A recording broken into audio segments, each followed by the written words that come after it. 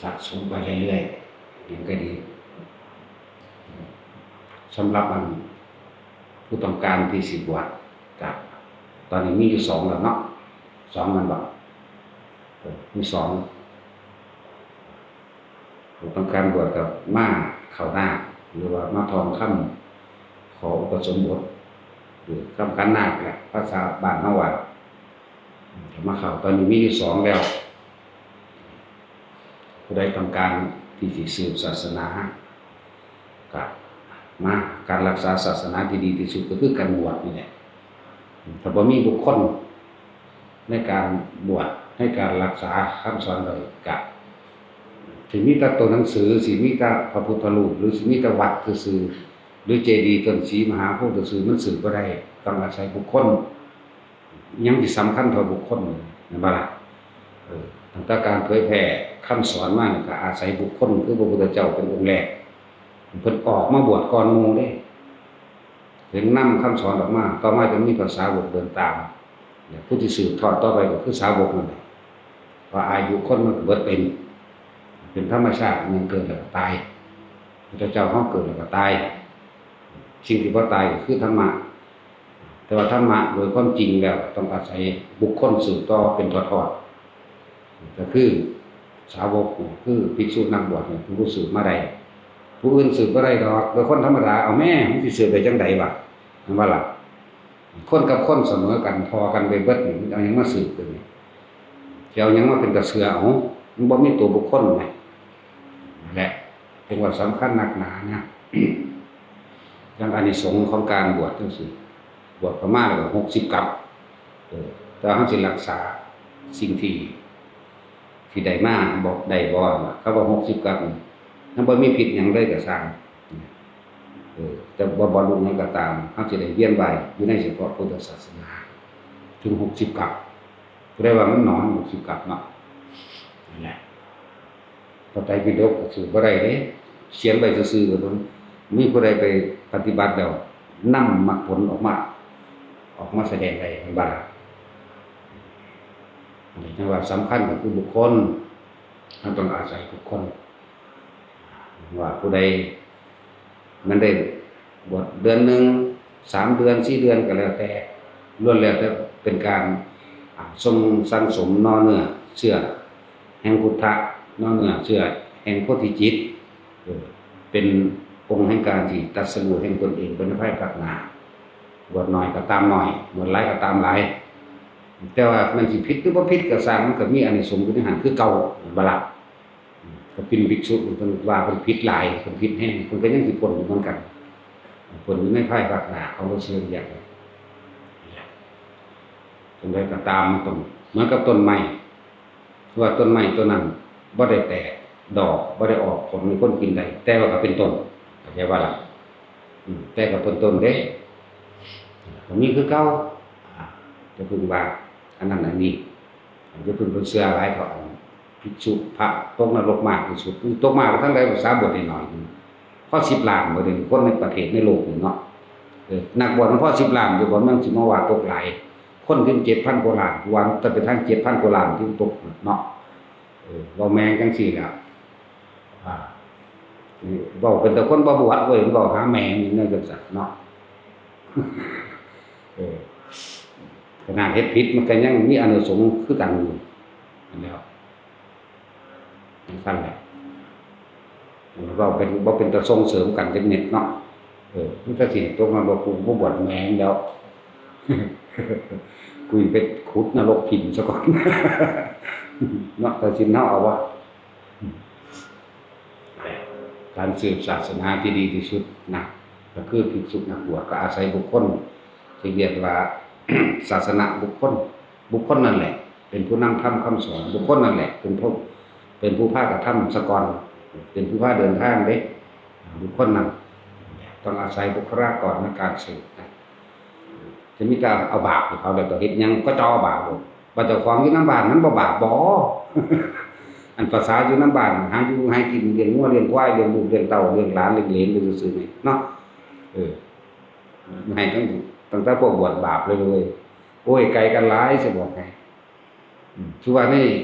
ลอยกลับพวกบวช ย่นเข้ามาเป็นกับเด้มันธรรมดาเด้มันบ่บรรลุหยังก็สร้างผิดก็ตามย่นเข้ามาเป็นกับพุ่นจักว่าล่ะตกน้อยๆดอกสารนรกก็คือก็ลึงบ่แห้งล่ะชินก็เป็นเด้จักว่ามันยากอีหยังให้กำลังใจกันแน่เลยเนาะพวกบ่บวชเอาแต่นรกให้เขามึงเป็นเจ้าของนรกแท้ๆมึงคือบ่เอาให้มึงเนี่ยเนาะนั่นแหละให้กำลังใจนะเกี่ยวกับการบวชบ่แม่นแต่ให้กำลังใจหลอกแต่บ่ได้หลอกเด้บอกจริงๆนี่เด้กบินภิกษุว่าตอนนี้เพิ่นตกนรกอยู่นี่เพิ่นก็พ้นได้แต่สมัยพระศรีอริยเมตไตรเด้ขณะเพิ่นเปลี่ยนแปลงคำสอนเด้เพิ่นเฮ็ดเพื่อลาภสักการะเพิ่นเฮ็ดเพื่อล้มล้างผู้อื่นแล้วก็อีหยังล่ะหลายองค์อยู่ดอกเขาจะสิพ้นอยู่เอาเร็วๆนี่ก็มีสั่นให้กำลังใจแล้วก็ให้ตามความเป็นจริงพอบ่แม่นสิเป็นกับเป็นหยังปานนั้นนี่แหละผู้ใดต้องการบวชด้วยความศรัทธาแม้นว่าสิเป็นน้อย15มื้อเดือน 2-3 เดือนได้ทั้งนั้นล้วนแล้วแต่เป็นการสั่งสมจังว่าถ้าเฮาบ่สั่งสมศาสตร์นี้เฮาไปสั่งสมนำใดเนาะเอาลงไปแค่เมล็ดงาหนึ่งศาสตร์นี่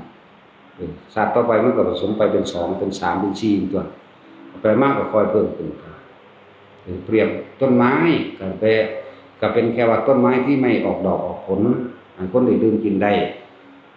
แล้วมันก็ผุพังตายของมันเอาเองเนี่ยแต่ว่ามันก็ยังมีเสือของการบวชบ่ล่ะ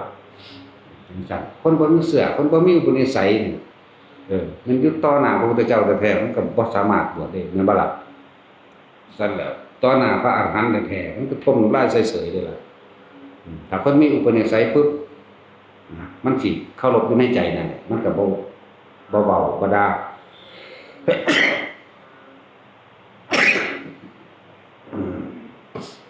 เป็นสั่นสำหรับผู้อยากบวชก็มาแต่ก็สิ่งที่นี่เฮาก็มีข้อวัดปฏิบัติเด้เฮาให้อิสระในการปฏิบัติเพราะการบังคับความเชื่อบังคับจิตบังคับความคิดบังคับบ่ได้แต่ว่าบุคคลคนนั้นมีศรัทธาในตนเองศรัทธาในตนเองนี่บ่ได้เอาศรัทธาไปฝากไว้กับบุคคลเด้อเพิ่นแนะให้แล้วปึ๊บมากูก็เฮ็ดได้เว้ยนั่นเองว่าศรัทธาในตนเองกูก็เฮ็ดได้คือกันเฮ็ดแบบนี้นะมีทุดงควัต13จังซี่มันเฮ็ดบ่ได้เต็มก็เฮ็ดไปอยู่ตัวอยู่นี่เฮามีพระพี่เลี้ยงให้เด้บ่เข้าใจหยังบ่รู้เรื่องหยังเพิ่นก็แนะนำให้เนาะมีพระพี่เลี้ยงสอนตั้งแต่ห่มผ้านุ่งผ้าสบงนุ่งผ้าสะนุ่งผ้าจีวรห่มคลุมแบบนั้นห่มเบียงแบบนี้บิณฑบาตสอนบิณฑบาตสอนดึงบาตรตลกบาตรประมาณใดสิพอดีสอนห่มผ้าแล้วก็สอนอธิษฐานการใส่ผ้า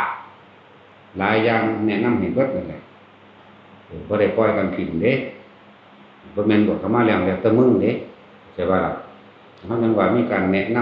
ำเบื้องต้นให้ส่วนรายละเอียดก็ไปอ่านเอาในพระวินัยนั่นแหละอริยวินัยเฮาก็แจกให้แล้วก็วิสุทธิมรรคเฮาก็แจกให้เด้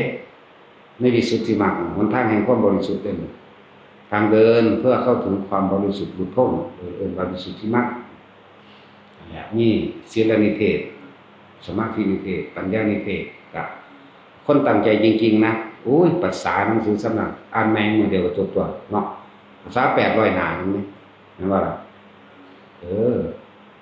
อ่านมาบ่แห้งเลยจังเว้าหนังสือ700เล่ม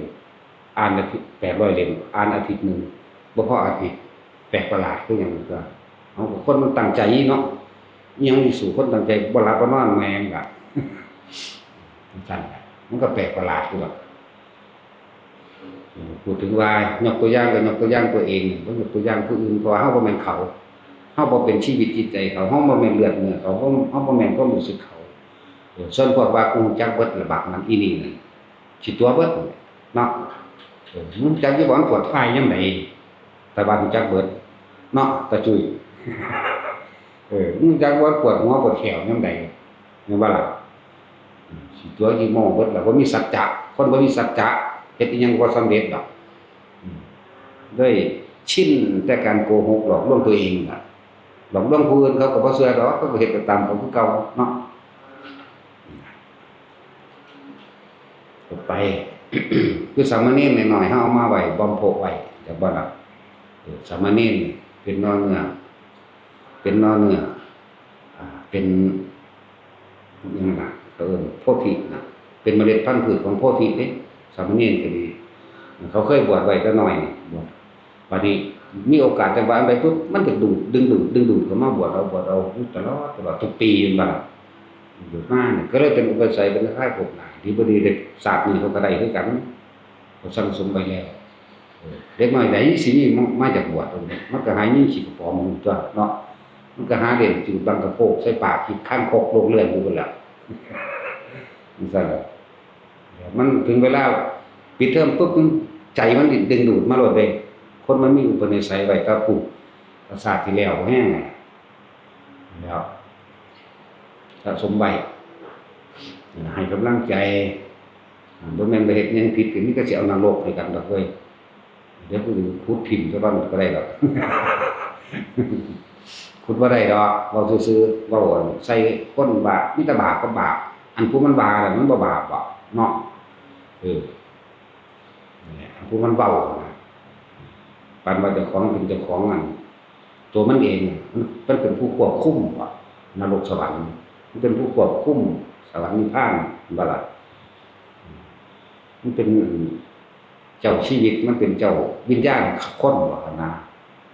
เรียกว่าแมงบ่ได้ว่าไปเลยสวรรค์แมงเนาะเฮาบ่ได้มีไผเด้เฮ็ดมาก็ปลูกเองผู้เดียวเด้แต่กี้บ่มีไผรู้จักเฮาเด้เนาะรู้จักตั้งแต่แม่เลี้ยงมาแท้ๆยังบ่ได้รู้จักเฮาเด้รู้จักก็ตอนเป็นเด็กน้อยเท่านั้นเด้นั่นรู้จักฮอด12ปีนึงเด้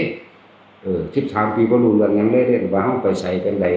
นั่นแหละถามมึงที่ว่าจะรู้จักหยังซะนั่นแหละแต่ว่าให้กำลังใจบุคคลที่ปรารถนาสั่งสมอุปนิสัยในการบวชหรือคนที่ตั้งใจไว้จริงๆทุกคนทำไว้จริงๆเด้แต่คนตั้งใจคนตั้งใจมันเต็มแต่ละมื้อตะเว้นคลุกคลีจะก็ขอวัดปฏิบัติเนาะอ่านหนังสือให้แตกฉานไปเลยก็ได้เพื่อเป็นแนวทางของตนเองอ่านคืออ่านไปสอนตนเองเด้บ่ได้มันอ่านไป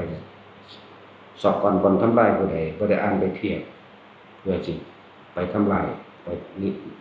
ปด้อยค่าคนอื่นว่าเจ้าของเป็นผู้รู้บ่แม่นเด้อ่านไปคนตั้งใจจริงๆนะอ่านปุ๊บแล้วมันบ่ได้ถามไผอีกดอกมันก็ไตไปโดดมันอ่านเอาแล้วอ่านพระวินัยอ่านเอาเองแล้วข้อวัดปฏิบัติต่างๆอยู่ในสมาธินิเทศจบข้อวัดแล้วมันก็สามารถแนะนำผู้อื่นก็ได้ตัวบัดอยู่ประเภทปฏิบัติไปพร้อมเนี่ยทั้งแตกฉานครับ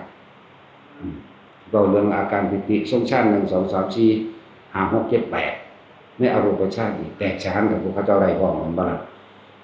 อยู่บ่ดีได้ผลหลักมาปฏิสัมภิทาไปเลยล่ะเวลาอธิบายขยายความธรรมะนี่ละเอียดละออลึกซึ้งเข้าใจง่ายเด้ตรงนี้เฮ็ดเป็นของยากเป็นของง่ายไปเลยของง่ายหางง่ายครับตรงนี้ของสั้นนึกว่าเฮาก็บ่ให้ศึกษาอยู่บ่ได้ด้อยค่าการศึกษาตัวนั้นต้นแรกก็คือพระพุทธเจ้าบัดเฮาก็ตะกี้ว่าบ่มีพระไตรปิฎกก็แม่นแต่ว่าฟังออกจากปากแล้วเอิ้นว่าเถรวาทะจดจำสืบต่อกันมาด้วยปากต่อปากนั่นแหละเอิ้นว่าศึกษาไหลมาแล้วพระพุทธเจ้าตายแล้ว8 เดือนยังพากันเฮ็ดหยังพระไตรปิฎกตัวบ่ล่ะประมาณนั้นถึงว่าเอิ้นว่าไตรแปลว่า3พยัญชนะทั้ง3รองรับพระสัทธรรมคำสอนไตรปิฎกกันครับบ่ได้ว่าครับผู้ใดเรียนมาแล้วแต่ว่าถ้าไปหาด้อยค่าค่อยแต่จับปิดตะบูนโคตรพ่อคนแมงนี่ครับเนาะภาษาอยู่น้ำบ้านซื่อๆเลยเก่งหาหิแมงบ่ลูกก็อีแตกโปก ดาไปแมงไปสะอ่อนเด้ผู้เรียนแล้วฝึกหัดปฏิบัติไปพร้อมความแตกฉานลึกซึ้งอธิบายขยายความไป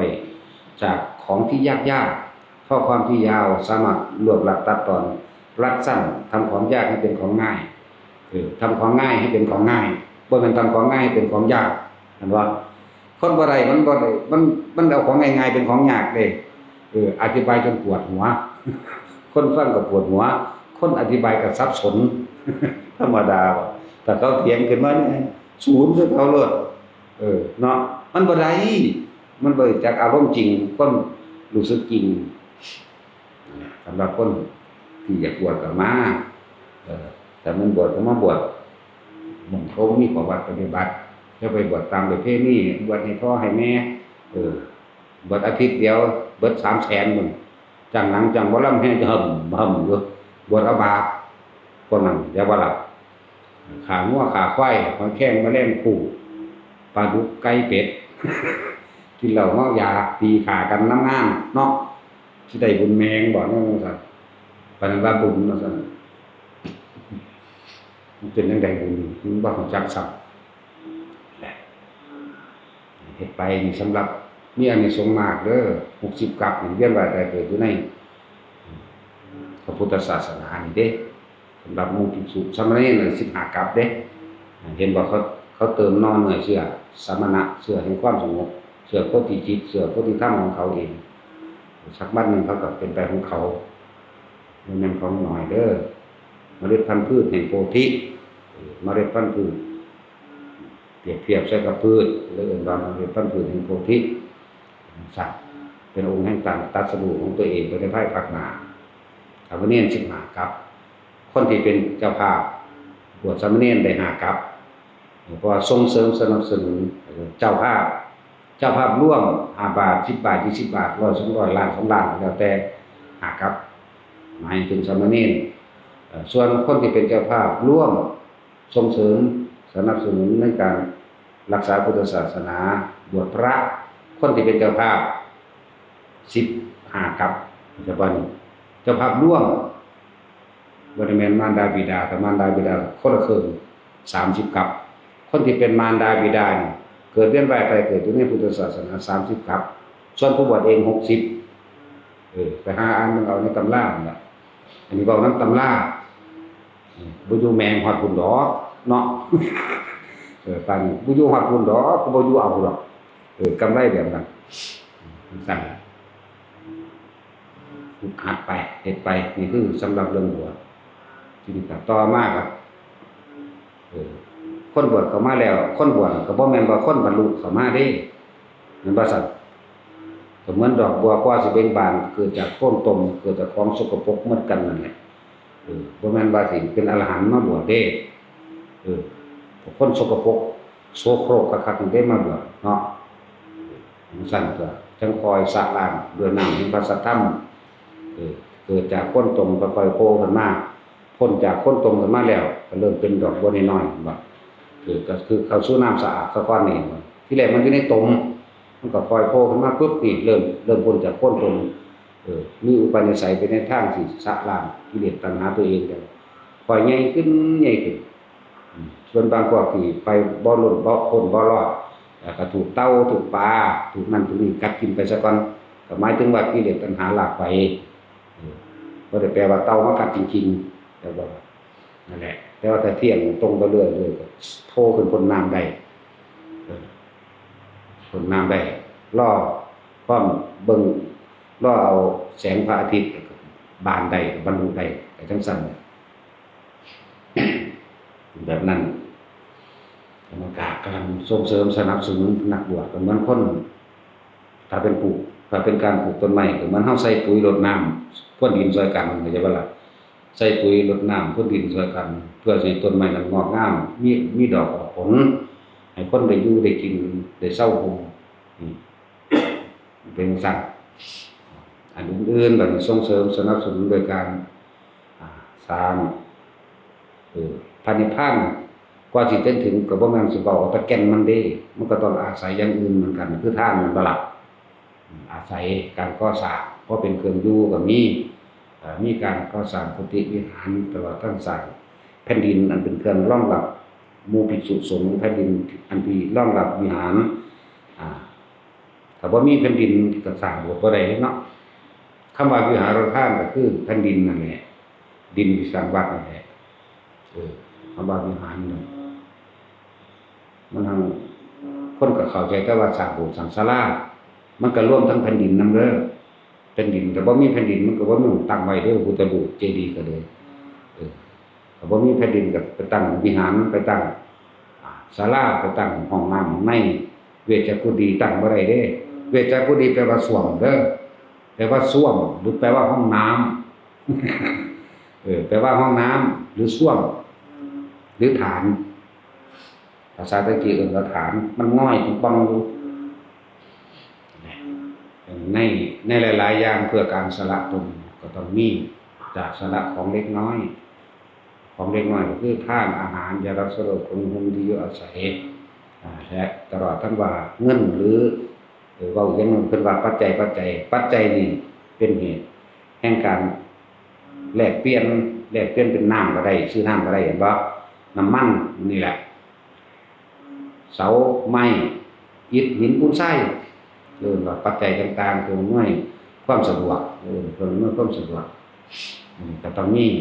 การให้ทานก่อนสละออกมาเรื่อยเพื่อให้เห็นความยึดมั่นของตัวเองว่านั่นก็ของกูนี่ก็ของกูบางคนเฮ็ดอันยังเฮ็ดกุฏิมาแล้วว่าสิให้หมู่พอได้พักก็อ้างแต่ของกูก็มีเด้มีอยู่นี่ล่ะบ่นี่แม่งอยู่ไสล่ะบ่เว้าของผู้อื่นดอกเนาะแต่มาเลยเป็นเจ้าของตลอดเลยผู้ใดเป็นเจ้าของแล้วก็มั่งแมงเอาขึ้นหนีไปหาเฮือนสูงโลดเนาะอันแผ่นดินนี่มันเป็นแผ่นดินสาธารณะเพราะฉะนั้นกูก็บ่ไปเข้าของตัวของกูเนาะนี่แหละสร้างแล้วก็ว่าเจ้าของหลายนายได้ทั้งถิ่นเด้อเนาะมันสั่นล่ะมีอย่างนั้นสิบ่มีบ่ให้ผู้ใดพักแต่มันแจไว้มันสิเอาออกไปข้างนอกเนาะสร้างแล้วก็ให้หมู่พักตัวอะไรก็อย่างนึงการสละออกหมายถึงว่าบ่เป็นเจ้าของอีกทั้งที่ตัวเองสร้างถ้าว่าสร้างมาแล้วเพื่อให้เห็นความเห็นแก่ตัวของเจ้าของให้เห็นความยึดมั่นถือมั่นของเจ้าของสั้นเลยต้องมีการทานบ่แม่นว่าศาสนาพุทธศาสนาสิอยู่ได้โดยแก่นโดยที่ทานอย่างเดียวเด้แม่นบ่ล่ะก็ต้องมีที่อยู่อาศัยมีการสร้างแผ่นดินธรณีแห่งสงฆ์หมู่คณะสงฆ์สาวกทั้งหลายเป็นที่อยู่อาศัยเป็นอารามเป็นวิหารก็ว่านี่แหละต่อมาจะมีการสร้างที่อยู่อาศัยเป็นกุฏิเป็นศาลาอาหารเป็นเวชกุฎีหรือพุทธน้ำปลูกต้นไม้มันก็ผสมปนเปกันไปก็นั่นบ่ล่ะมันแม่นสิอยู่ตะแก่นมันตะนิพพานโดดเว้ยมันบ่มีหม้องอยู่มันสิไปไสโดนี่เนาะบ่ว่าสินั่งเอานิพพานอย่างเดียวบ่กินข้าวเนาะบ่มันสิบ่นุ่งสงนุ่งเสื้อห่มคือผ้าห่มคลุมนี่แหละแม่นบ่ล่ะจังซั่นเลยมีการให้ทานอาหารยารักษาโรคบ่มันสิบ่ป่วยเด้ล่ะป่วยอยู่ว่ามันสิบ่เจ็บท้องกินยาพาราคือว่าเนาะปวดหัวปวดแขนนั่นเองแล้วจังซั่นแล้วที่อยู่อาศัยนี่กุฏิวิหารต่างๆเวชกุฎีมันก็ต้องมีสวมมีฐานเอาไว้อาหารจะสุขคนห่มก็ดีเด้ผ้าจีวรผ้าอาบน้ำนิสิทนะต่างๆในเครื่องบริการต่างๆบริวารต่างๆบ่แม่นสิมาเว้าตะแก่นมันหลายดอกเนาะมันมีตะการในๆอยู่ล่ะแนวนั้นแนวสิเกี่ยวกับผ้าเกี่ยวกับการให้ทานเพิ่นก็เว้าไว้ในพระไตรปิฎกไว้หลายอะไรอย่างในชาดกต่างๆนั่นแหละเพื่อเป็นแนวทางให้เฮาให้เป็นนัยยะให้เฮาเด้สั่นจังว่ามีการทานอาหารน้ำยารักษาโรคภูมิคุ้มที่อยู่อาศัยก็ต้องสร้างที่อยู่อาศัยใหญ่เนี่ยหมายถึงแผ่นดินธรณีที่รองรับกุฏิวิหารต่างๆเฮาก็สร้างต่อมาเฮาก็สร้างอันเป็นสัญลักษณ์ในพุทธศาสนาก็มีหยังสัญลักษณ์ในพุทธศาสนามีพระไตรปิฎกก็เอิ้นสัญลักษณ์คือกันบ่ล่ะหรือว่ารูปธรรมจักร ต่างๆต่อมาก็มีเจดีย์มีพระพุทธปฏิมากรรูปเหมือนพระพุทธเจ้าเฮาสร้างในนามทุสะเจดีย์สร้างบูชาคุณบุคคลผู้ทรงธรรมหรือว่าเป็นธรรมเจดีย์บุคคลผู้เป็นเจดีย์แห่งธรรมก็ว่าเฮาบ่ได้สร้างเพื่อความขลังหรือศักดิ์สิทธิ์ดอกเฮาสร้างเพื่อเฮาระลึกถึงบุคคลคนผู้นี้รูปร่างหน้าตาแบบนี้เป็นธรรมเจดีย์แบบนี้หรือผู้นำธรรมะให้พวกเฮาได้รู้นั่นแหละก็ต้องมีปะปนกันไปสร้างเฮาก็สร้างพอประมาณดอกเฮาบ่ได้เฮ็ดเอาแบบสร้างโบสถ์ใหญ่ๆแต่ว่าบ่มีผู้ใดเข้าไปบวชบ่มีผู้ใดไปใส่โบสถ์บ่มีได้บวชบ่ได้เข้าไปทำบัดทำบ้าหยังอยู่องค์นึง2องค์แล่นหาเงินสร้างโบสถ์จังซี่มันก็บ่ควรมันบ่ล่ะแล้วเฮาก็สร้างพออยู่ได้นี่ดอกสร้างไว้อ้างซื่อๆน่ะแล้วบางนกพิราบเต็มอยู่ยักษ์ใหญ่ยักษ์เยือแมงมุมเต็มศาลาใหญ่โบสถ์ใหญ่ก็ดีเนาะนั่นแหละว่าก็ให้มันสมควรนั่นแหละสมควรกับความจำเป็นตัวทุกอย่างทั้งหลายเกิดจากเหตุอันใดมันควรอันใดมันบ่ควรบ่แม่นตะบี้ตะบันสร้างอ้างกันซื่ออันใดเฮ็ดไปพูดถึงว่าผู้จังเฮาแนะนำเวลาให้ทานเวลาสำหรับพวกเฮาบ่ค่อยมีงานอีหยังดอกยังงานใหญ่เฮาที่สุดก็คืองานวันจุติจิตปฏิสนธิของพระโพธิสัตว์เจ้าของเฮาเองคือ15ค่ำเดือน7นี่เป็นงานใหญ่อันนึง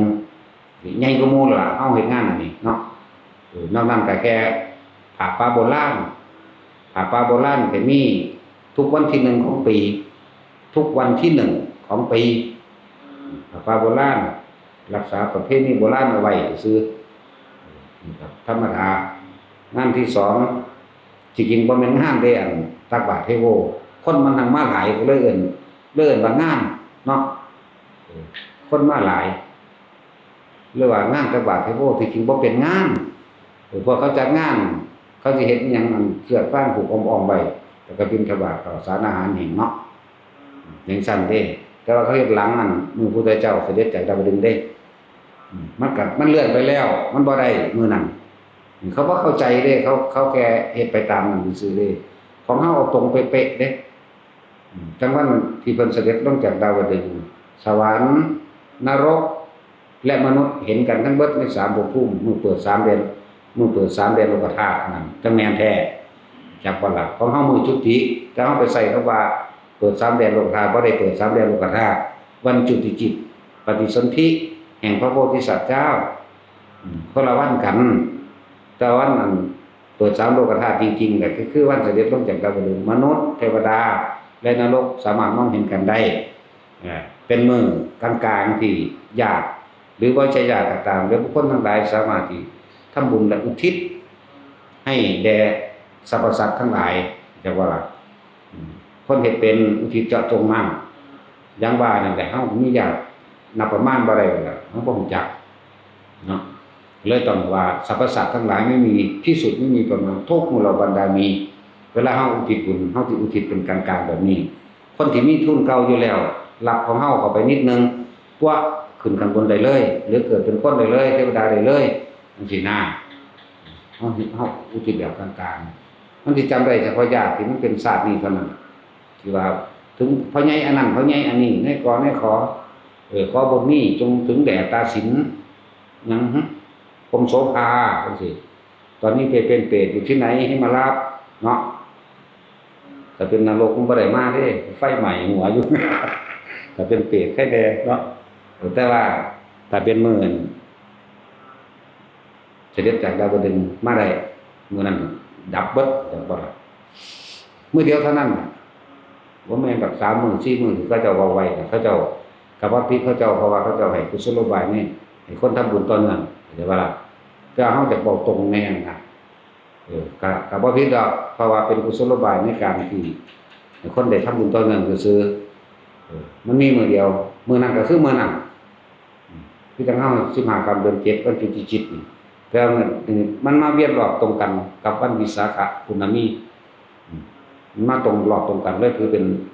อย่างที่ดีนะเฮ็ดไป เฮ็ดไปซ้ำตายเนาะ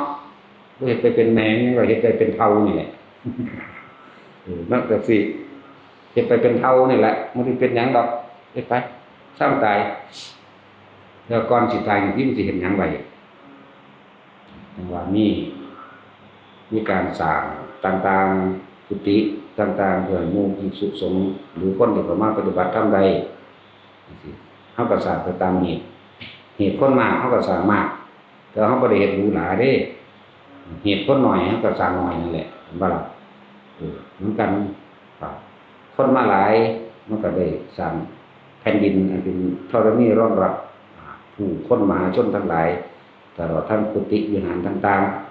ๆขุดเจาะน้ำปลูกต้นไม้มันก็แล้วแต่ได้เฮ็ดเพิ่มไปเรื่อยแหละเหตุคนน้อยมันก็สิสร้างไปเฮ็ดหยังมันคนบ่มีเนาะมันบ่ได้คุ้มค่ามันได้สร้างอากันซื่อๆแต่ก็หลายๆอย่างที่พาเฮ็ดบ่ว่าสิปลูกต้นไม้ก็เสียสละกำลังแรงกายของตนเองคนมันเห็นแก่ตัวถ้าเฮาปลูกต้นไม้อยู่บ้านเฮานั่นเป็นต้นม่วงเป็นต้นฮุงปลูกทั่วปลูกบักพริกปลูกหยังก็ตามที่เป็นของอยู่ของกินเฮาสิเริ่มหวงตั้งแต่กับสัตว์พุ่นเด้หยังมันมีเพี้ยมันมีแมงมันมีเสียนดินนั่นบ่ล่ะมันมีให้มันมีศัตรูพืชก็ว่าเด้ซื้อยามาฉีดนี่ล่ะแม่นบ่ล่ะถ้าสำนั้นก็บ่ใจกว้างบ่แห้งกันคือพวกปลูกอยู่ลำบากกับของเองเนาะบัดเป็นมากเป็นหยังมากก็ไหว้คนขอก็บ่ได้เด้กูบ่ได้ปลูกให้ไผกินเด้ปลูกไว้กินกูเองปลูกไว้ขายก็ว่าเด้เนาะเนี่ยนี่แหละจังมีความต่างที่ภาคที่ยายจอยยายล่มยายจอยยายล่มยายแม่ไปอีกแม่ละตั้งมาปลูกต้นไม้นั่นนี่ไว้ปลูกเพื่อเบิ่งใจเจ้าของเด้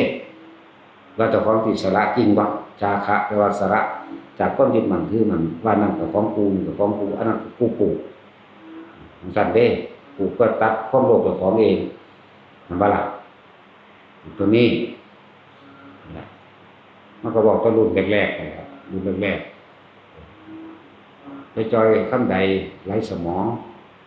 บ่ล่ะยายล่มมันหน้ากระปุ้มกระปั๊มปลูกบางห้องก็หน้าบางห้องก็ออกมาคือหน้าเจ้าของบ่เบี้ยวจังได๋บ่เป็นตะคืนเรียนบ่ทำบ่เป็นตะตำแซ่บแต่ว่าต้นบางห้องต้นนั้นยังอยู่เด้ของยายล่มกระปุ้มกระปั๊มเป็นเบี้ยวๆเป็นเซ่ๆนะเป็น10 ปีแล้วแม่บ่ห้องต้นนั้นแม่เพื่ออมตะครับผมคือกันกับเราผมชื่อเสกเงกจังได๋บ่บางห้องเสกเงกนี่ก็ออกมาคือกันกับหน้าเราหดน้ำหาบน้ำหดน้ำหาบน้ำหดทั้งหดทั้งไห้มาทางป้าน้ำแถวนี่ไห้ไปน้ำทางไปน้ำไปได้ตัวน้ำเมียงนี่ผ้าห่างๆเนาะรถเข็นกับเบี้ยวๆคือกันเพิ่นรถเข็นเพิ่นเองนั่นล่ะล้อเบี้ยวยิบสลิงเองอยู่คนอยู่มันเข้ากันพอดีเด้เวลาเราอยู่ไปนี่นิกไปคือกันกับเราย่างล่ะเดี๋ยวลงสั่นล่ะพวกบุกเบิกพวกนี้มีนายยายจอยคำใดบ่มีสมองพวกนี้เดี๋ยวลงก็บ่มีคือกันนั่นแหละแถมซ้ำสลิงเองพร้อม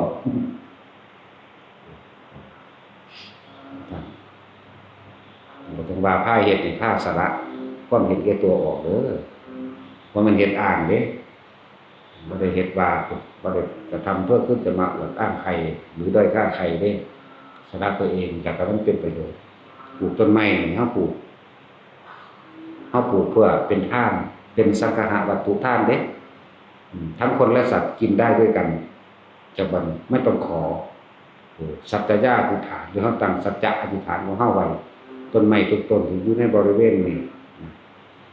ก็ต้องขอให้ทุกคนนำไปกินได้เลยแม้กระทั่งสัตว์ถ้าเป็นเจ้าของหวงแหนมันสัตว์กับบาปคือกันเด้สิบอกให้บ่มันบ่บาปเด้มดแดงกับบาปเพี้ยหรือข้างข้าวอีเกียมันนี่กับบาปเด้ถ้าบ่ได้หวงแหนเป็นสั่นเด้ บางในภายในหน้าปลูกต้นไม้เขาเรียกว่าสร้างภิกษุมีสิทธิ์ที่จะเป็นเจ้าของได้เพียงต้นเดียวหลังจากที่ออกไปแล้วให้สละต้นไม้ออกเป็นของสาธารณะอ่านเบิ่งเด้อเพียงต้นเดียวเพียงต้นเดียวคือต้นที่ตัวเองปลูกพร้อมเรียกว่าครับถ้าซื้อออกไปแล้วก็สละต้นไม้ออกไปพร้อมเด้เห็นบ่แต่ยังเป็นเจ้าของอยู่ถ้ามีคนไปเอาเจ้าของหวงไว้มันบ่เขาก็สิบาปเด้มันบ่ธรรมดาได้เรื่องนี้นี่แหละจังว่าเรื่องศีลเรื่องวินัยมันละเอียดถ้าฮู้โตจะไปเป็นเจ้าของมันดีที่สุดมันจะบ่ห่วงเจ้าของห่วงเองเด้เจ้าของได้กลับมาวนเวียนอยู่กับต้นไม้นั่นเด้ละเอียดอยู่เด้อเพราะท่านสิว่ามีเป็นแสนๆบ่อันคือเกี่ยวกับวินัยบ่ว่าไปละรักษาใจตัวเดียวเราบ่มีหยังดอกเนาะบ่ต้องมีศีลแต่ว่ารักษาใจตัวเดียวเฮานี่สร้างบุญกุศลทำคุณงามความดีสร้างสาธารณะกุศลอย่างเดียวได้หยังบ่ได้หยังก็สร้างเฮ็ดไปซื่อๆนี่เนาะสร้างจนพาสร้างนั่นสร้างนี่มาเรื่อยอันบ่ได้สร้างอีหยังมากมายหรอกคือเห็นนั่นแหละผู้ติดตามก็เห็นอยู่อย่างเช่นอย่างอันบรรจุติจิตของพระพุทธเจ้าเฮาเป็นหยังคือพา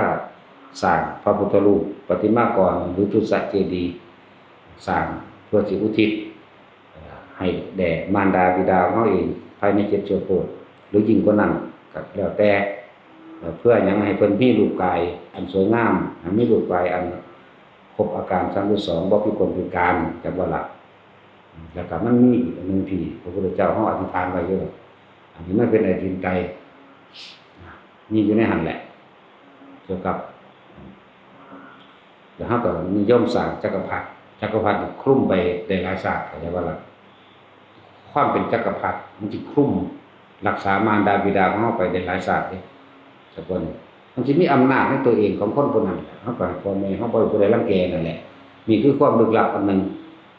ในสัจจะอธิษฐานเป็นพุทธาธิษฐานของเพิ่นของเฮาพร้อมแหละนี่ก็อย่างนึงก็เลยสร้างเพื่ออุทิศให้แด่มารดาบิดาตนเองอย่างนึงแล้วก็เป็นการชำระหนี้สงฆ์เฮาบ่ฮู้ล่ะว่าเฮาไปเคยเอาของสงฆ์มาจากทางใดเนาะแล้วก็สร้างด้วยอาจสิเว้าโดยโบราณเพิ่นว่า4ศอกบ่ล่ะของเฮาก็สิบ่เกิน4ศอกหรือว่า60นิ้วแม่เป็นปกติแบบบ่ล่ะเกินบ่จังซี่2หินเหียนนึงมันจังสิมัน5ศอกเด้หั่นเนาะศอกกูมันได้คือพระสุคตเด้จักว่าเลยจักบ่แล้วคือพระสุคตจักว่าตัดสินเจ้าจักตะเขาโป้งเรื่องซั่นแหละคนละศอกกันอยู่ดอกของเฮานี่4จังซั่นก็เพื่อสิอุทิศให้แด่มารดาบิดาให้เพิ่นมีรูปร่างกายที่บ่พิกลพิการรูปร่างกายที่สวยงามเป็นรูปร่างกายและมีทรงอานุภาพโดยทรงจักรพรรดิอานุภาพคุ้มอยู่ในหันนึงแต่เพิ่นไปเกิดพบใดชาติใดก็สร้างเพิ่นสิมีอานุภาพเป็นจักรพรรดิคุ้มอยู่คนที่เขามารังแกก็ยากเข้าใจว่านี่ก็อย่างนึงนั่นแหละแต่ก็มีการสวดธรรมจักรอนัตตลกนัสูตรอภิตปริยยสูตรแล้วก็ปฏิจจสมุปบาทนะเพื่ออุทิศไปคือจังเฮาอุทิศเป็นประจำเฮาแหละขอกระแสเสียงธรรมอันเป็นคำสอนขององค์สมเด็จพระสัมมาสัมพุทธเจ้าจงดังก้องกังวานไปเพื่อยังประโยชน์ให้แด่เราสรรพสัตว์ทั้งหลายไม่มีที่สุดไม่มีประมาณทุกมวลบรรดามียังประโยชน์คือประโยชน์โดยความรู้เป็นดังว่าแสงสว่างนำทางให้ตนเองแต่ว่าล่ะนี่ก็อย่างนึงกาอาศัยคำสอนของเพิ่นนั่นแหละนี่เพิ่นก็สิเป็นคนมีปัญญาเป็นคนมีสติปัญญาเอาตัวรอดในภายภาคหน้าบ่ล่ะนี่อย่างนึงที่พาเฮ็ดนี่นะสร้างพระพุทธรูปก็ได้2อย่างเด้สิบอกให้2อย่างนึงก็คือให้เพิ่นมีรูปร่างกายเป็นครบอาการ32บ่พิการรูปร่างกายเพิ่นก็สวยงามของตนเองอย่างที่2สิ่งที่ลึกลับเข้าไปก็คือได้จักรพรรดิเป็นผู้มี ฤทธานุภาพอยู่ในหันเองคือเป็นอานุภาพที่ปกป้องตนเองเป็นคนที่มีอำนาจในตัวสิมีอำนาจในตัวเองจากว่าล่ะคนอื่นมารังแกกับเขาถึงยากเนาะเขาถึงบ่ได้นั่นแหละถ้าตัวเพิ่นเองเสริมนึงได้รูปร่างกายดีแล้วก็มีอานุภาพในการปกป้องตนเองโดยจักรพรรดิคุ้มไว้แล้วต่อมาก็เพิ่นมีความรู้โดยการที่เฮาสวดมนต์อุทิศนี่แต่ว่าศาสตร์ยายทำคำสอนเป็นรุ่นตลอดแสงสว่างให้เพิ่นเองถ้าเพิ่นเดินต่อไปอีกปึ๊บมันก็ขึ้นไปเลยมาล่ะอย่างนึงนั่นแหละวันจุติจิตของพระพุทธเจ้าเฮาจึงมีค่ามหาศาลเพราะว่าเฮาได้ตอบแทนคุณมารดาบิดาได้ที่ละ7ชั่วโคตรต่อปีเฮาบ่ฮู้ล่ะนึงผู้ใดได้ไปอ่านต้นฉบับที่เพิ่นเทศนามาเพิ่นเทศ3ครั้งเด้เรื่องนี้เฮาเห็นในอันยังเขาเฮ็ดซีรีส์ว่ะยังบ่ตรงบันไดได้นั่นน่ะแต่ว่าก็ดียังมีเข้าโค้งไว้อยู่เพิ่นว่าล่ะเกี่ยวกับพระโมคคัลลาเพิ่นบ่สบายใจเพิ่นทำสมาธิบ่ได้บ่สงบเพิ่นกังวลคำว่ากังวลนี่ก็บ่ได้เกี่ยวกับว่าคนมีกิเลสกังวลอยู่บ่มันคนละกังวลแต่ว่าคนละเรื่องกันละเอียดแนวนี้นั่นแหละจะมีที่มาว่าพระโมคคัลลาภาษาลิบุตรเป็นตัวอย่างในอุลลัมพนสูตรแล้วก็หาอ่านเอาเฮาก็พาเฮ็ดอยู่ซุปีจบไปซั่นว่าผู้ใดบัดนี้ในการสร้างพระพุทธรูปสร้างพุทธปฏิมากรบางคนก็จะสร้างใหญ่แต่ว่าสร้างบ่ได้เห็นบ่เพราะว่ามันเป็นราคาสูงแน่สร้างบ่ได้ก็ร่วมตัวเจ้าภาพร่วมก็ได้เป็นองค์คือกันนี่ล่ะเรียกว่าล่ะบาทนึง25สตางค์หรือ1สตางค์ก็โอนได้โอนมาโลดเฮาได้เอาเบิดนั่นแหละบ่ได้ว่าบ่ได้ตำหนิเลยเรียกว่าสงเคราะห์คนจนล้วนๆอยู่แล้วซึ่งผู้ใดร่วมสร้างข้าพเจ้าขอถวายปัจจัยนี้เพื่อจัดสร้างพระพุทธปฏิมากรหรือทุสเจดีย์เพื่ออุทิศผลบุญกุศลนี้ให้แด่มารดาบิดาข้าพเจ้าตัวเวลาโอนเงินก็ได้บ่ล่ะบาทนึงก็ได้องค์นึง2บาทก็ได้องค์นึงจักว่านี่ล้านบาทก็ได้องค์นึงจักว่าแต่ว่าใหญ่น้อยเด้สิบอกให้เข้าใจว่าล่ะแต่ว่าก็เป็นองค์เหมือนเดิมมารดาบิดาก็ได้ความสมบูรณ์โดยร่างกายเหมือนกันเด้อจังซั่นเฮาอยากสร้างเต็มองค์ผู้เดียวบักใหญ่ๆมันก็เฮ็ดบ่ได้เงินบ่พอเนาะก็ร่วมกันเป็นเจ้าภาพในการจัดสร้างพระพุทธปฏิมากรพระพุทธรูปต่างๆจังซั่นสถานอื่นๆมันนี่ก็เฮ็ดมานั่นแหละแล้วแต่อันบอกผู้ซื้อได้เฮ็ดไปก็สร้างได้บ่ได้เงินไผเด้เนาะบ่เป็นตะคนมันหาคือหยังนี่เด้บ่ได้เงินจักเม็ดเนาะตัดสินผู้ใดเว้าผิดใจเอาเหมารถไปตีอีกต่างหากตัดสินได้เป็นผู้ผิดเพราะว่าเราเป็นผู้ขับรถพาไปแล้วก็มีอาหารโดยในมื้อนั้นสิมีหยังพระพุทธรูปเนาะที่2ก็คืออาหารจะรักษาโรคเป็นมงคลที่อยู่อาศัยและตรงนั้นความสุขต่างๆเรียกว่าปัจจัย4หรือเลยฮอด4พุ่นล่ะแล้วก็เรื่องของที่ดินเฮาก็มีไว้แล้วพระพุทธรูปเฮาก็มีไว้แล้วที่บอกว่าองค์ละเท่าใดก็คือ150,000องค์ละ150,000อันเฮาสร้างผู้เดียวบ่ได้เฮาก็ร่วมกันตัวรอไว้แล้วมาตั้งไว้แล้วแต่ว่าบ่ทันได้เอาผ้าคลุมออกหลบฝนก่อนคลุมไว้นี่คลุมหลบฝนเด้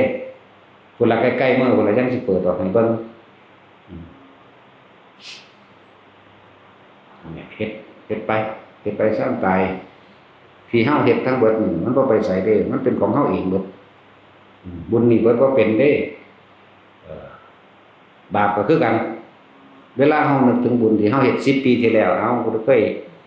ถวายผ้าไตรกับบาตรอยู่หั่นอยู่นี่นึกถึงยามใดก็สบายใจยามนั้นเด้บ่ได้เร่าร้อนเด้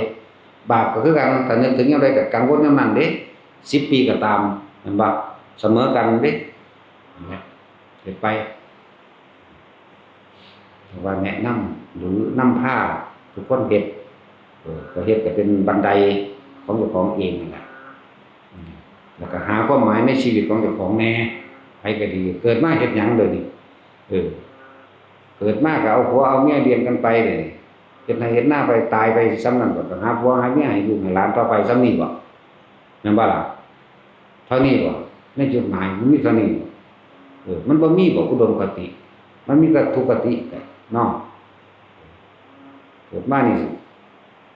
เพื่อหยังตะกี้เฮาบ่รู้จักดอกว่าเกิดมาเพื่อหยังเนาะ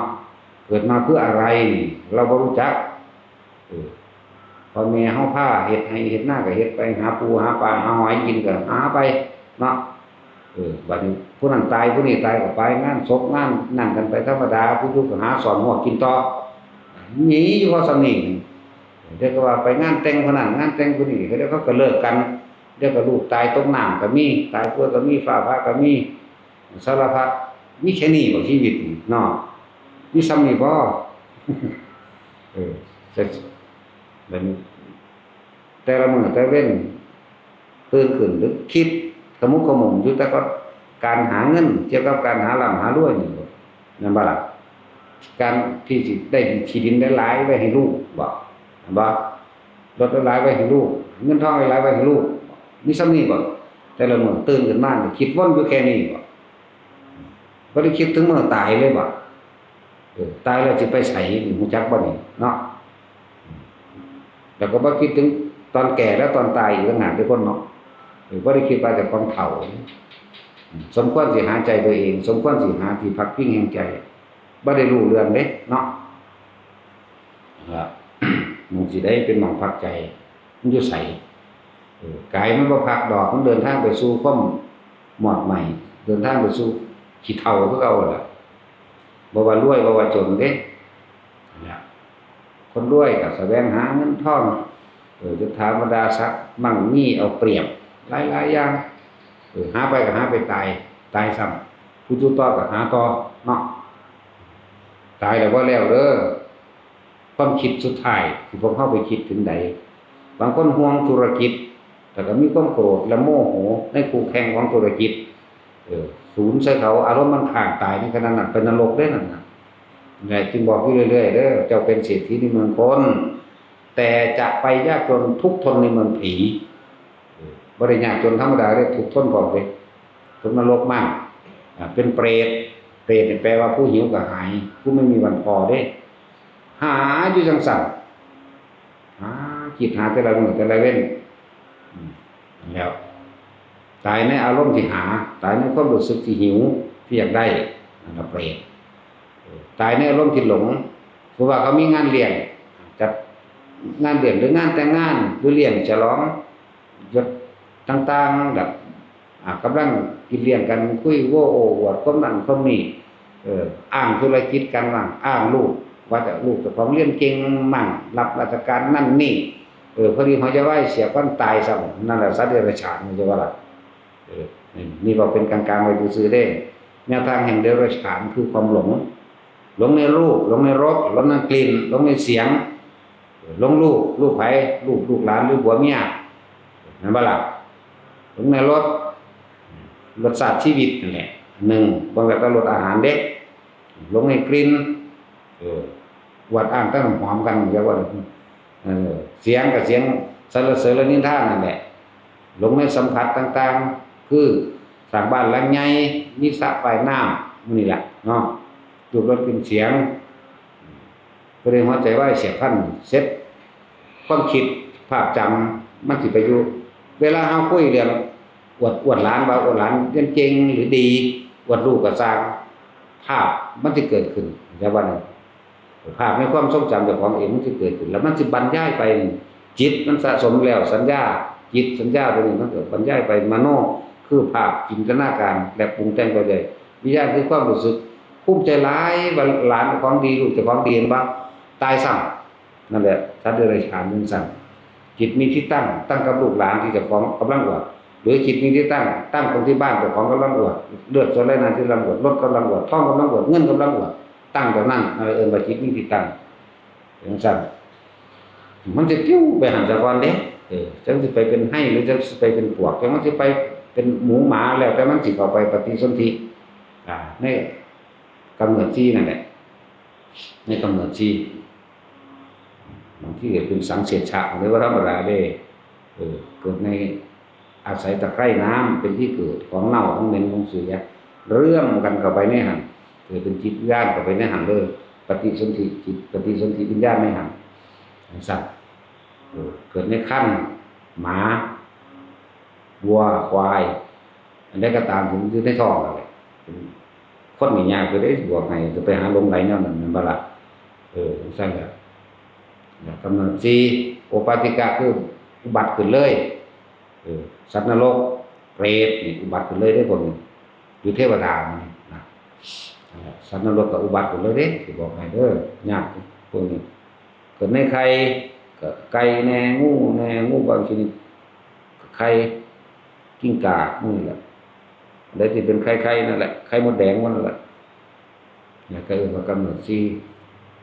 ผู้ใดหลงไหลในอันใดก็สิไปเป็นอันนั้นประมาณนั้นบอกกลางๆไว้สักก่อนบ่ทันได้ถึงความผิดผันซื่อสั่นฉะนั้นเฮาคือบ่เฮ็ดเกี่ยวกับสร้างคุณงามความดีให้มันชินเนาะให้มันชินในการนึกถึงแต่สิ่งที่ดีๆอันใดที่สามารถเป็นประโยชน์ต่อผู้อื่นได้โดยบ่เบียดเบียนทำลายให้ผู้ใดผู้หนึ่งเสียชีวิตโดยทรัพย์สินอยากสร้างกุฏิอยากสร้างวิหารอยากสร้างโบสถ์อยากท่องบทสวดมนต์บทนั้นบทนี้บทคำสอนพระพุทธเจ้าอยากแนะนำคนฟังธรรมหรือแนะนำอาชีพการงานอันสุจริตมันไหมอยากให้คนเข้ามาฟังธรรมหลายๆได้เห็นไหมสร้างกุฏิวิหารท่านผ้าอาหารจะสะดวกที่อยู่อาศัยหลายๆอย่างในเครื่องอำนวยความสะดวกเกี่ยวกับธรรมะอย่างว่าแนะนำคนบวชหรือเอาธรรมะเป็นท่านมานี่แต่ว่าถ้าเฮาชินอยู่กับสิ่งนี้มันไปดีทั้งนั้นแหละไปทางสุคติทั้งนั้นแหละจนถึงที่สุดเลยก็ล่ะเฮ็ดให้มันชินคนเฮาก็ธรรมดาตะกี้เฮาสวดมนต์บ่ได้กับปากได้ล่ะท่องบ่อยๆทำมากๆแล้วก็จำได้ล่ะเนาะตะกี้เฮาสวดบ่ได้บทอิติปิโสก็เลยเรื่องนี้มันก็คล่องปากว่าซั่นคล่องปากขึ้นใจแท่งตลอดด้วยความหมายเป็นอย่างดีตัวมาล่ะซั่นแล้วก็ฝึกเอาคนมันฝึกได้มันฝึกได้ก็ฝึกไปนั่นแหละทุกอย่างขึ้นอยู่ที่จิตทุกอย่างขึ้นอยู่ที่ความรู้สึกของเฮาเองจักว่าเฮาสิใส่มันไปทางใดถ้าเฮาคิดดีมันก็พูดดีทำดีไปเรื่อยก็ทุกอย่างมันอยู่หม้องนี้นึงเด้นั่นแหละรวมแล้วก็รวมอยู่ในนี่ในสัญญานี่เวทนานี่สังขารนี่วิญญาณนี่เริ่มรวมอยู่ที่จิตที่ใจนี่เดียวกันเบิดนั่นแหละที่บอกมานี่เป็นก้อนเดียวกันเห็นไปนี่อันใดที่มันเป็นประโยชน์โดยบ่มีผลข้างเคียงคือกินยานั่นแหละเนาะห้ามดื่มเกินวันละ2 ขวดนะว่านี่ถ้าเกิน2 ขวดเป็นหยังจังซี่มันเป็น3 ขวดเนาะเลิกซะแล้วว่าเฮาสะสมเอาความคิดอันใดที่มันสิเป็นประโยชน์บ่เกิดโทษเลยอันนั้นแหละตัวทางไปจะบ่ความคิดอยากสร้างหนังสือธรรมะความคิดอยากแนะนำคนปฏิบัติธรรมความคิดอยากท่านนั่นนี่ก็ว่าไปนั่นแหละความคิดบ่ได้เกิดแต่ความดีอย่างเดียวดีขึ้นความคิดก็มันดีแล้วคำบอกก็ดีการกระทำก็ดีตัวมันจะไปใส่มันจะเป็นนรกได้อยู่นั่นบ่ล่ะมันก็คิดแต่ดีนี่แหละคิดแต่โดยบ่เบียดเบียนใครนั่นแหละสะสมไปเดี๋ยวจังได๋ก็ตายอยู่แล้วล่ะยังก็เลยมันหนีบ่พ้นหม้องนี้ดอกจักสิหนีไปไสเนาะตอนแรกเฮาก็สะสมแต่คุณงามความดีน่ะซะก่อนเพื่อไหลไปเรื่อยแล้วก็สิเริ่มเข้าใจความจริงในชีวิตเจ้าของเองดอกเฮาเกิดมาแล้วสิบ่เคยเจ็บไข้ได้ป่วยมีจักคนบ่มีอย่างน้อยก็ต้องเป็นหวัดปวดหัวปวดท้องเรื่องใดก็ตามปวดท้องหิวโรคหิวเรียกว่าล่ะก็ต้องมีแน่ถ้ามันสลดใจก็ดึงเข้ามาได้ก็เกิดแล้วต้องแก้ ต้องเจ็บต้องป่วยนะครับสุดท้ายก็ต้องตายไหมเฮาสิไปลี้ไปหนีอยู่ไสเอาหนีพ้นบ่พ้นนั่นแหละหนีบ่พ้นเด้เนี่ยจังว่าให้หันเข้ามาก็เลยในเมื่อมันหนีบ่พ้นแล้วคำว่าสมบัติของกูนี่แหมคำว่าของกูนี่แหมสิเป็นตัวลั่งไว้เพื่อให้ไปเกิดใหม่นี่แหมเพิ่นก็เลยมีแนวทางคือการทานการศีลการภาวนาเพราะว่าเฮาเห็นตามความจริงว่าทานศีลเนกขมะปัญญาวิริยะคือความเพียรพยายามที่จะออกจากความยึดมั่นถือมั่นความเพียรพยายามความอดทนความมีขันติบ่ล่ะมีสัจจะตั้งในตนเองหรือเข้าสู่ความจริงได้มีอธิษฐานตั้งใจมุ่งมั่นสู่จุดหมายมีเมตตาเป็นเครื่องนำทางมีอุเบกขาเป็นที่สุดในการปล่อยวางนะแล้วหนทางมันก็มีกับ10อย่างนี่แหละไปเรื่อยๆมันดีกับเรื่องพวกเฮามันมาเกิดมาพบพ่อแล้วเนาะเกิดเนาะอันไหนสิมีคุณค่ากับการได้ฝึกหัดปฏิบัติธรรมยังสิมีค่าสอบทำบ่มีดอกร่างกายเฮาจักมันก็ตายเบิดนี่เนาะบ่ได้มีค่าเท่าธรรมดอกว่า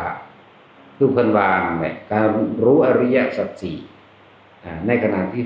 ไฟไหม้อยู่บนหัวเธอจะรู้อะไรก่อนหรือเธอจะดับอะไรก่อนบ่ล่ะหลายคนก็ดับไฟอยู่หัวแล้วมันร้อนเนาะบ่พร้อมที่จะเข้าไปฟังธรรมเลยเนาะไว้ให้ฟังธรรมอยู่แล้วเฮามันจังบ่ได้มาตายอีกตายไปพร้อมกับธรรมหมดเนาะดับไฟอยู่บ่ได้เสียโอกาสฟังธรรมในขณะที่ดับไฟบนหัวไฟดับแต่ว่าความคิดไปจ่ออยู่กับการร้อนความร้อนดับไฟเห็นบ่เลิกขาดโอกาสจากการร้อนก็ช่างแต่กูสิตั้งใจฟังธรรมะบรรลุไปเอาอันนี้นะเนาะนั่นแหละอธิบายให้มันละเอียดปานนี้แหละว่าเข้าใจอยู่ดอกว่าเข้าใจก็ไปตายซะแล้วไปเกิดใหม่เนาะจะอยู่โดนแต่ว่าเข้าใจซ้ำนี่แต่อยู่โดนหลายมันบาปหลายมันว่าล่ะนั่นแหละถ้าเฮาคิดถึงความจริงเด้อไปก็ตามพวกคำว่าความรักความใคร่ความอะไรความผูกพันต่างๆที่เฮาเข้าใจว่าเป็นของตนเฮาอยากให้มันได้ดังใจนี่เด้สาเหตุสัตว์ทั้งหลายเวียนว่ายเกิดมาที่สุดความรักความใคร่นี่เด้ราคะนี่เด้กามราคะนี่เด้หนักกว่าหมู่ฉะนั้นพวกผู้หญิงนี่ส่วนมากก็สิอาลัยอยู่กับลูกกับหลานเนาะตัวนี้เด้ตัวเป็นห่วงผูกพันหลายคิดถึงหม่องมันตายแน่เนาะคิดถึงหม่องมันก็ตายเฮาก็ตายนี่คิดถึงหม่องนี้แน่เพื่อสิมันปล่อยวางออกเพื่อสิบ่ให้มันอาลัยเพื่อสิบ่มันคิดคำควรคำนึงอยู่ผู้เดียวนั่นเนาะว่ามันบ่ได้ดังใจติแล้วสัตว์โลกเป็นไปตามกรรมที่มาเกิดเป็นลูกเต้าหลานกันเพราะว่าเฮาเคยสมรู้ร่วมคิดกันทำกรรมร่วมกันมาโดยกรรมถ้าเพื่อพ้นออกจากความคิดพ้นออกจากความเห็นนี่ได้มันก็จบทั้งตัวเนาะเนี่ยฝึกไปถึงจังได๋มันก็ไปตายเพราะมันคือกันเฮาก็ตายเพราะเฮาคือกันเนาะพวกผู้หญิงส่วนมากสิเป็นเรื่องนี้ไม่เคยเบื่อในการออกลูกเนาะลำพึงไคร่ครวญอยู่นั่นแหละขนาดพวกเป็นหมันบ่มีลูกเวลาของตัวอุ้ยลูกนั่นว่าแต่สิเมียมึงเคยว่าบ่อุ้ยลูกสั่นสาวบ่มีลูกอีห่าก็จักสิอยากมีเฮ็ดหยังอีเอิงเติงอีขี้เกียจป่วยแม่นบ่ขี้เกียจป่วยได้นั่นคนนี้คือขี้เกียจแสดงว่าศาสตร์ก็เป็นขี้เกียจขาไหวแต่คนเนาะเจ้าหัวเจ้าศีลเจ้านั่นน่ะเมียเจ้ามีแต่ผู้ดังได้เบิดหน้านั่นยังเงยหน้ากันจังได๋เอ้าคือเป็นจังซี่เห็นบ่เอามื้อนึงเอาภาพตาศีลกับเมียเพิ่นนั่นล่ะมาขยายขึ้นตาศีลมาเบิ่งอันนี้ว่ะแล่นตุ้งๆๆมาเด้เพิ่นละว่าเรื่องสำคัญเบิ่งแน่นี่หัวว่าซั่นมันคือเป็นจังซี่เพิ่นบ่เว้าหยังเด้เพิ่นหัวซื่อๆมันเป็นดังเหี่ยนๆนะแล้วมีแต่ฮู้มันแม่เนาะเว้ยอย่างนั้นก็มีคนอยู่บ่หรืออีหยังบุมันก็สิงามแล้วตัวเนาะก็สิงามบ่งามทั้งจากสมได้ปล่อยแต่นั้น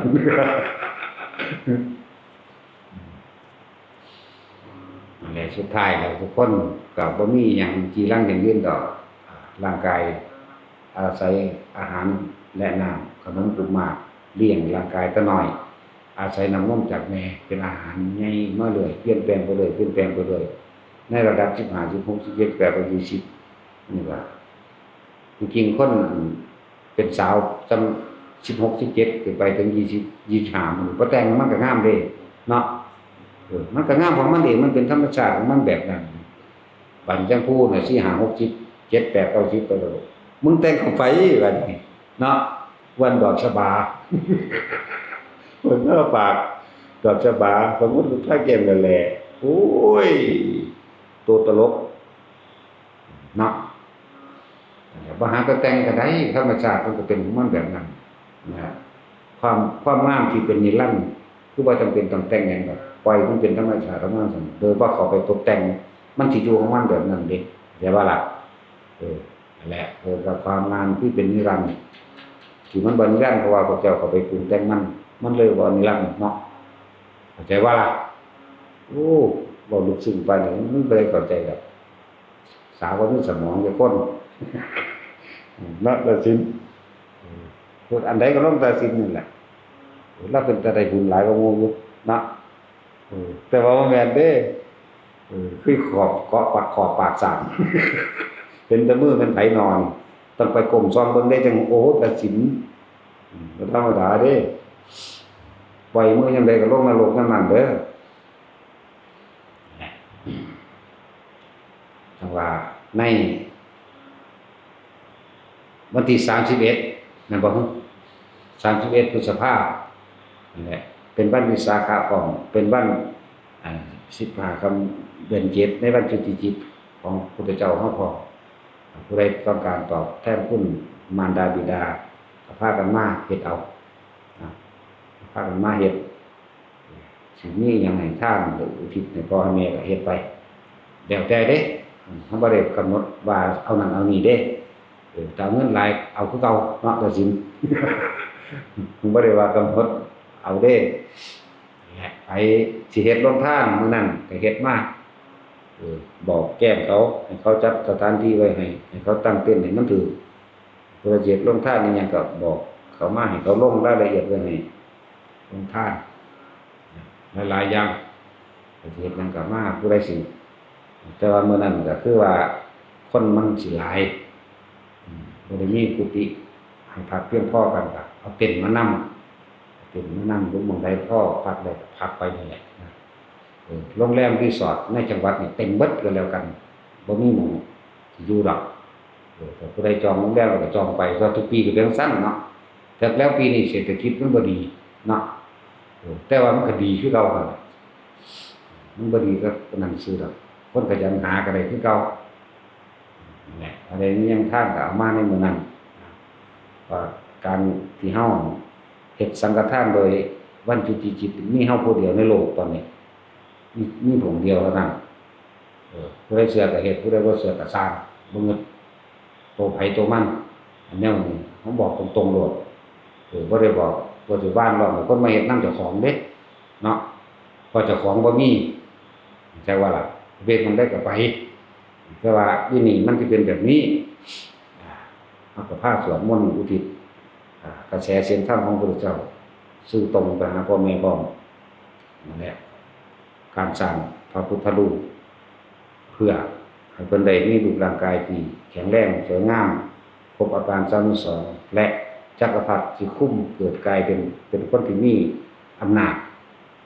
อยู่ในตัวเองพร้อมเพราะอาศัยจักรพรรดิและพุทธาธิษฐานและสัตยาธิษฐานเฮาเองกับเพิ่นนี่คือพุทธเจ้าอย่าว่ากับเพิ่นนี่จังซั่นหลายอย่างนี่